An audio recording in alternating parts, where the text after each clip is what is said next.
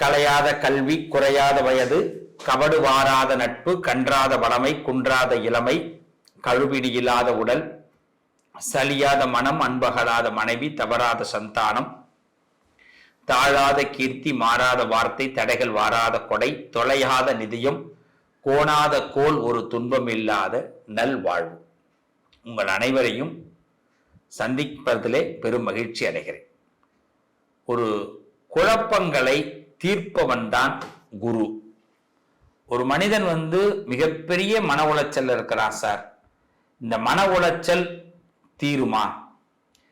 ஃபினான்ஷியல்ல problem, ஒரு பண ரீதியாக நான் மன உளைச்சல் இருக்கேன் சார், பணம்லாம் இருக்கு சார், வீட்டில் பொண்டாட்டி பிள்ளைகளால் மன உளைச்சல், இது ஒரு பக்கம்.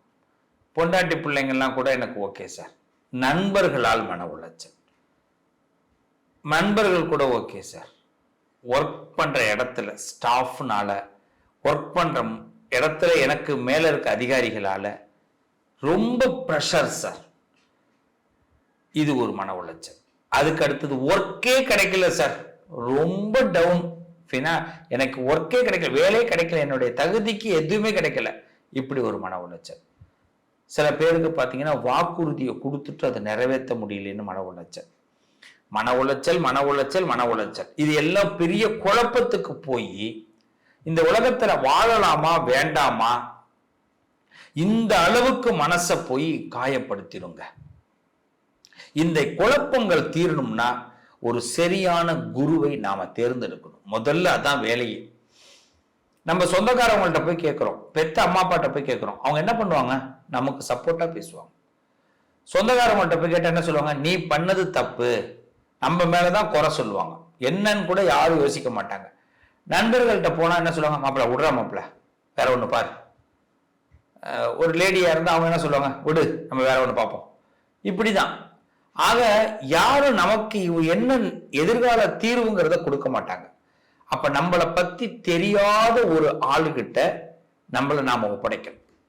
எனக்கு இந்த பிரச்சனை, இதுக்கு தீர்வு வேணும் அப்படின்னு கேட்கும் பொழுதுதான் நமக்கு கண்டிப்பா தீர்வு கிடைக்கும். அதை தான் கடவுள்கிட்ட கேட்க சொல்றோம். கடவுள் தான் குரு. அதே மாதிரி இந்த மனித உலகத்துல, இந்த உலகத்தில் நாம் ஒரு குருவை தேர்ந்தெடுத்துக்கணும். நல்லது கெட்டது, இதுக்குதான் ஜோதிடமே சொல்றான். ஜாதகத்தை எடுத்து அப்படி பார்க்கிறோம். ஜாதகம் எப்ப எடுக்கணும்? மனசுல குழப்பம் வரும்பொழுது, ஒரு தெளிவில்லாத போது மட்டும்தான் ஜாதகம் எடுக்கணும். அதை எடுத்து எனக்கு ஏன் இந்த தெளிவு இப்ப இல்லை, நான் என்ன பண்ணுனா தெளிவு கிடைக்கும். அப்போ ஒரு குருவோடைய ஆலோசனை இருந்துருச்சுன்னா நம்ம லைஃப்ல 100% சக்சஸ் ஆகும். அப்படிப்பட்ட குரு பெயர்ச்சி அடைஞ்சிருக்கார். இந்த பெயர்ச்சியினால் நமக்கு என்னென்ன லாபம் ஒவ்வொரு ராசிக்கும் பார்க்க போறோம். ஆனா கண்டிப்பா எல்லாருமே ஒரு குருவை தேர்ந்தெடுங்க, ஒரு கடவுளை தேர்ந்தெடுங்க, மனித உலகத்தில் ஒரு குருவை தேர்ந்தெடுங்க. உங்க வாழ்க்கையில் உள்ள பிரச்சனைகளை சொல்லுங்க, உங்களுக்கு கண்டிப்பா குரு வழிகாட்டுவார். நல்லதே நடக்கும். தொடருவோம் நம் பயணத்தை.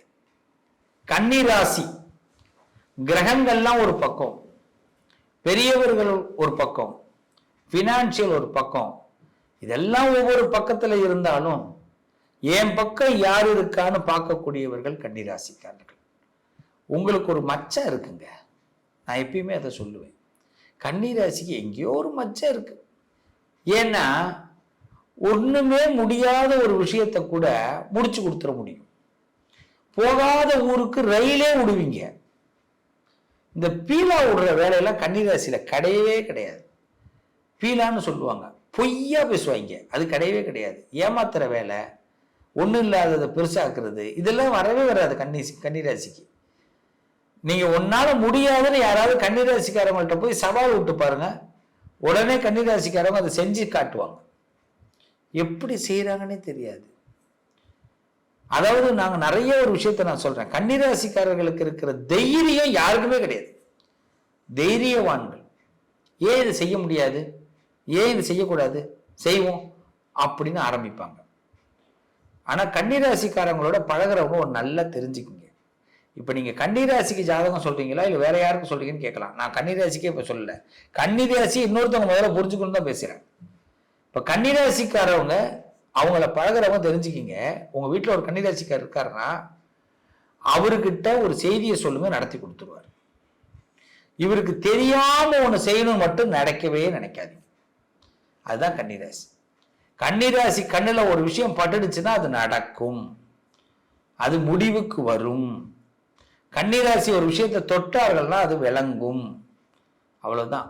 ஒன்றும் இல்லாததை அழகாக உருவாக்கக்கூடிய சக்தி இந்த கன்னிக்கு. அப்படிப்பட்ட கன்னிராசிக்கு கர்ம குரு. இந்த குரு என்ன பண்றார்? கர்ம குரு.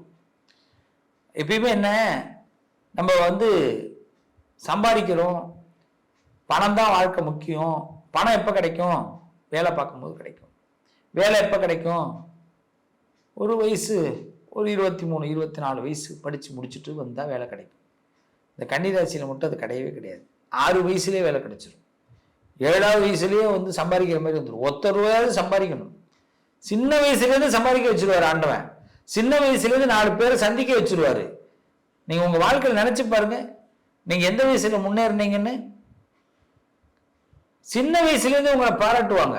உங்களுக்குன்னு ஒரு திமிரு இருக்கும், உங்களுக்குன்னு ஒரு கட்ஸ் இருக்கும். என்னடா ஒரு இடத்துல நிக்க முடியாது கன்னிராசி, பல இடத்துல பூந்து விளையாடுற ஆளு. இடையில கொஞ்சம் சறுக்கிட்டோம், எல்லாரும் நம்மளை பார்த்து கொஞ்சம் சிரிக்கிற அளவுக்கு போயிடுச்சு. ஆனாலும் கடவுள் பிடிச்சி தூக்கி விடுறாருங்க. இதை நீங்க நம்புங்க. முதல்ல இப்போ கரெக்டா ஸ்கெட்ச் போடுங்க, அவ்வளவுதான். இப்போ உங்களுக்கு ஒரு பதவி யோகம் ஏற்படும், பதவி மாற்றம் ஏற்படும். உங்க ராசிக்கு உங்களுக்கு ஒரு பதவியை தூக்கிட்டு இன்னொரு பதவியை கொடுப்பாரு. ஒரு சென்னை போறோம் அப்படின்னா, இப்போ பஸ் ஸ்டாண்ட் ஒன்று இருக்கு. அந்த பஸ் ஸ்டாண்ட்ல இறங்கி இன்னொரு ஊருக்கு போறதுக்கு நம்ம டிராவல் ரெடி பண்றது இல்லையா? அங்கேயே நின்றுடுறோம். அது மாதிரி கனெக்ஷன் கொடுப்பாரு. அப்பெல்லாம் பாத்தீங்கன்னா சில ஊருக்கு பஸ்ஸே இருக்காது, கனெக்ஷன் தான் இருக்கும். நாகப்பட்டினத்துல இருந்து வேளாங்கண்ணிக்கு பஸ் இருக்காது. சென்னையில இருந்து வர பஸ்ல என்ன பண்ணணும், நாகப்பட்டினத்துல அந்த பஸ்ல போட்டிருக்கோம் வேளாங்கண்ணி கனெக்ஷன். பார்த்துருக்கீங்களா? அது மாதிரிதான் இப்ப கனெக்ட் கொடுக்கிறாரு. நீங்க எதுவுமே பண்ண வேண்டாம், பயப்படவே வேண்டாம். கன்னிராசி ஒரு பதவியிலிருந்து நீங்க விழுந்துட்டீங்கன்னா கூட இன்னொரு பதவியை கொடுத்துருவாரு. இப்போ உங்களுடைய ஒரே மைண்ட் என்னன்னா, நம்ம இருக்கிற சீட்டை தக்க வச்சுக்கணும்னு நினைக்கவே நினைக்காதீங்க. இவ்வளவுதான் நான் கன்னிராசிக்கு சொல்றேன். இன்னொரு சீட்டு மேல ஆசைப்படுங்க, கண்டிப்பா கிடைக்கும். உங்க ஆசை தான் இப்ப அடுத்த கட்டத்துக்கு கொண்டு போகுது. இது வரைக்கும் பார்த்த வெற்றியை விட பெரிய வெற்றியை பார்க்க போறீங்க. இந்த 10வது வீடுங்கிறதுல உங்களுக்கு அது உங்க வீடு. புதன் உச்சம் ஆட்சி பெற்ற வீடு கன்னிராசி. 10க்கு வர குருவும் புதனுடைய வீட்டுக்கு வராது. அப்போ உங்க புத்திசாலித்தனம் இன்னும் வேகமா வேலை செய்யும்.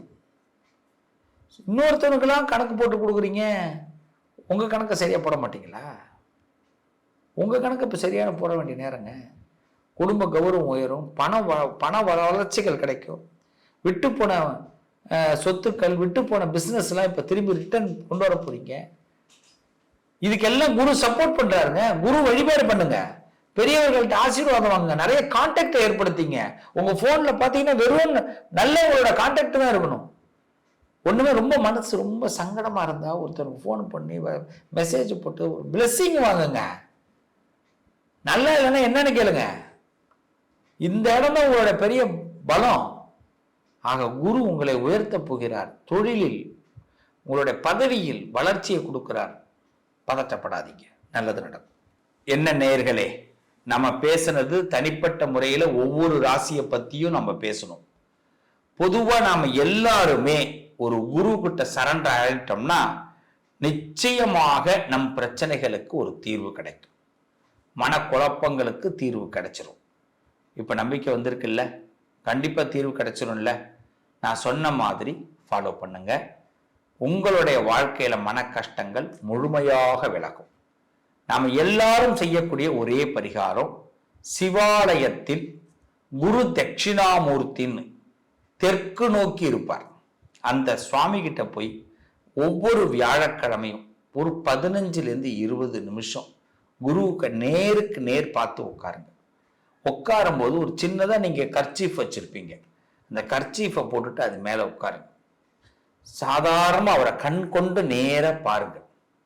இன்னைக்கு நீங்க என்ன கேட்குறீங்களோ அந்த வியாழக்கிழமை, முக்கியமா முடிஞ்சா காலையில் 6 to 7, மத்தியானத்தில் கோயில் திறக்க மாட்டாங்க, கொஞ்சம் கஷ்டம்.